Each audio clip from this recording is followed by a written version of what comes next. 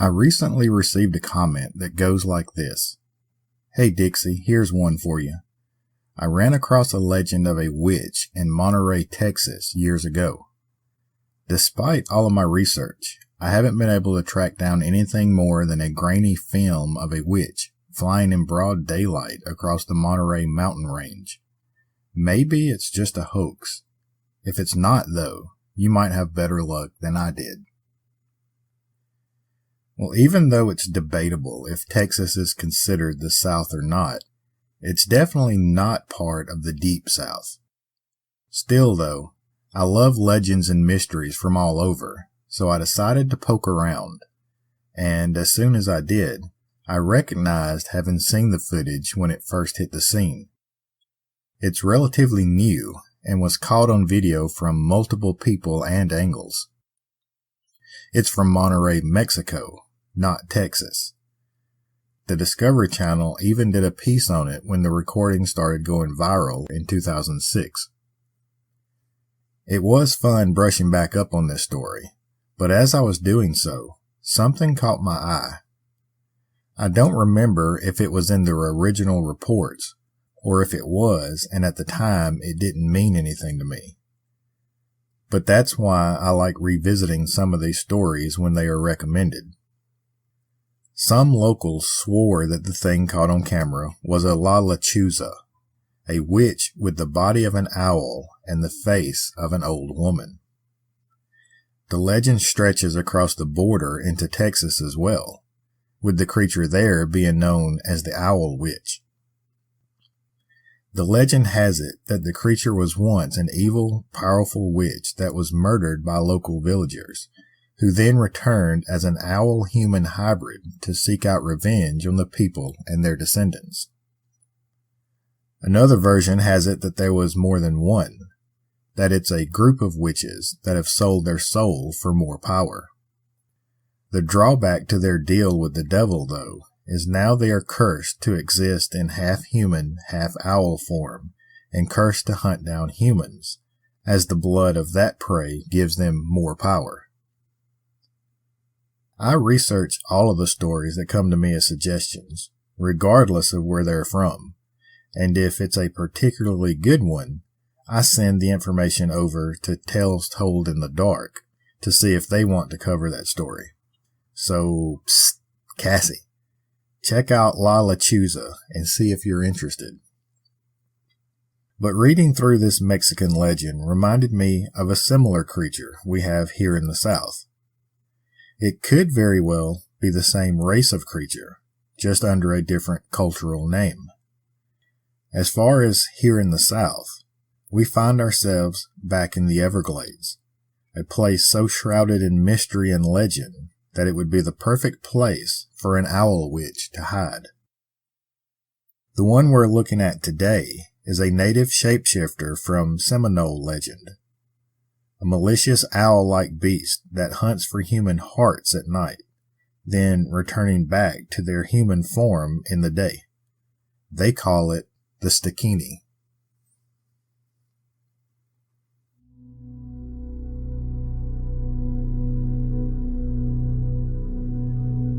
Everyone loves a good, strange, weird, or bizarre story. Well, welcome to the American South, where dark legends and haunted history lurk around every corner. Where superstition, folklore, and a touch of backwoods magic blend with everyday culture. Some say, in order to survive. This is Dixie After Dark.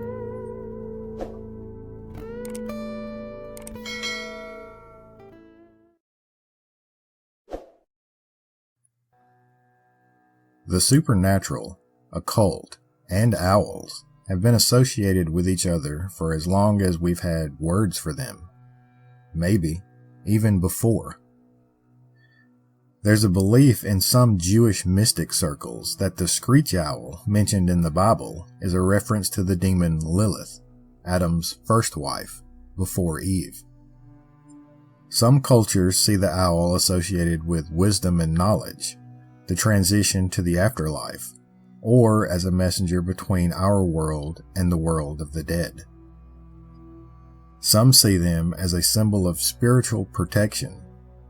Others see it as a representation of evil, the demonic, or even death itself.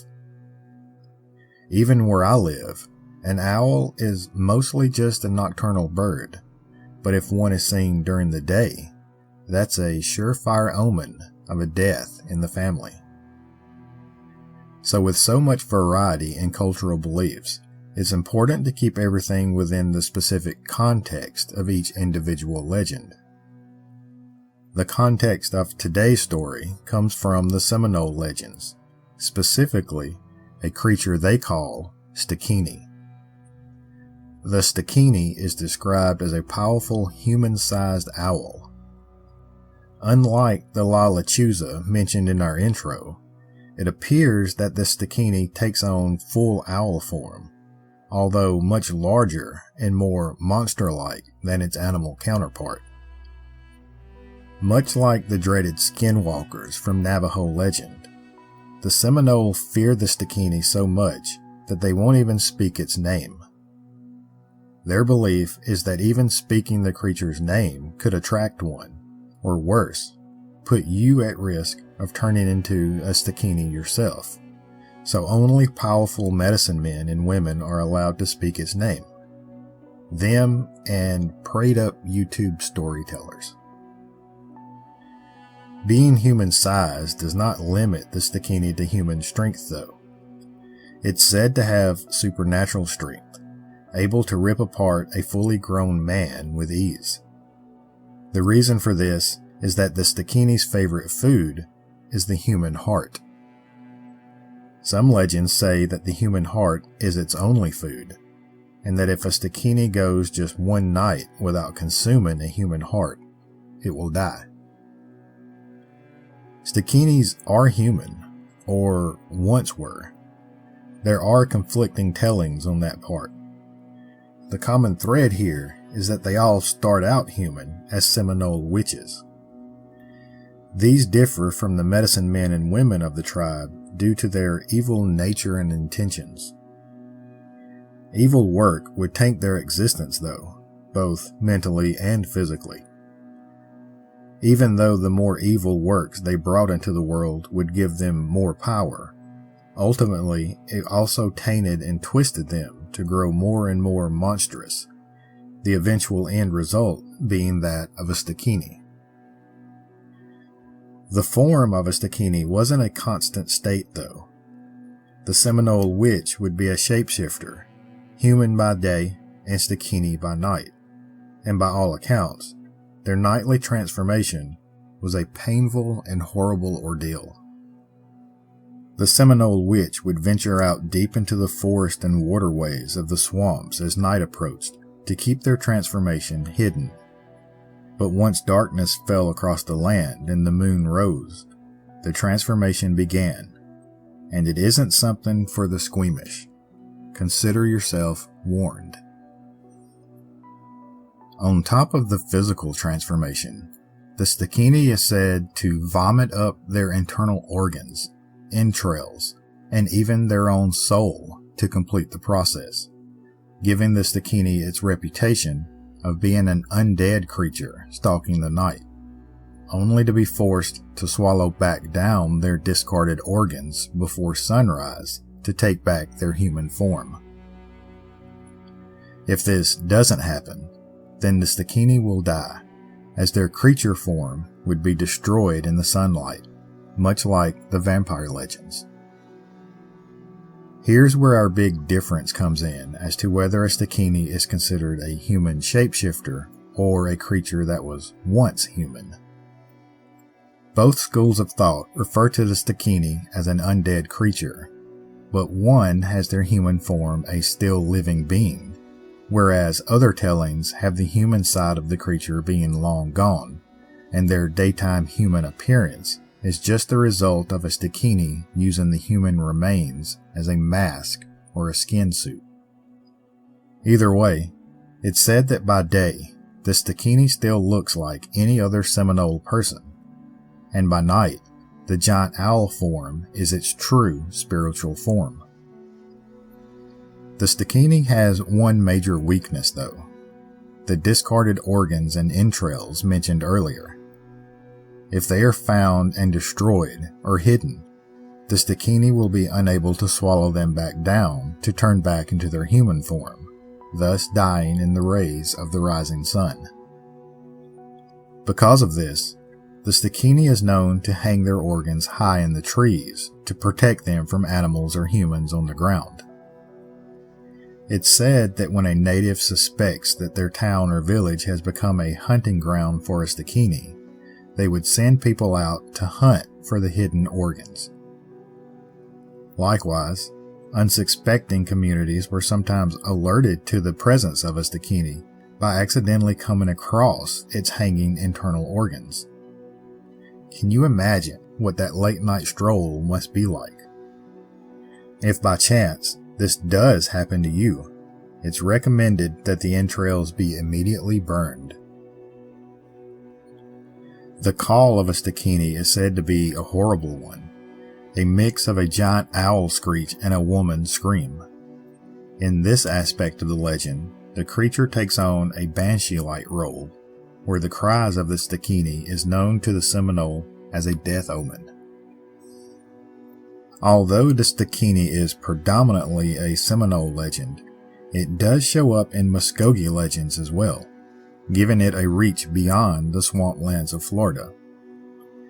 The Muskogee or Creek natives have a special dance ritual that was said to ward off a Stikini, and if that didn't work, they had crafted special arrows to use against the Stikini that were equipped with owl feathers for fletching and grooves carved into the tips that were laced with certain herbs and mixtures believed to severely injure or even kill a Stikini.